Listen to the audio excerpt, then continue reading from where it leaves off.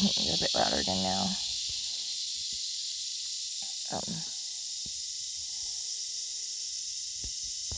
make it quiet. Kind of have like waves. It's really nice. If anyone knows anything about cicadas, feel free to comment, because I really don't know that much.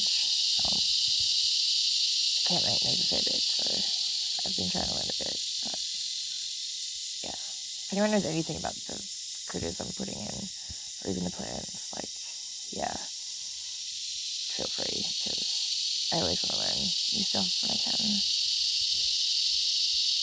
Speed in it. If anyone knows how to get rid of march flies, that'd be great too, because they're pretty painful. It's annoying, loud, and obnoxious. Oh gosh, that's me. Sorry.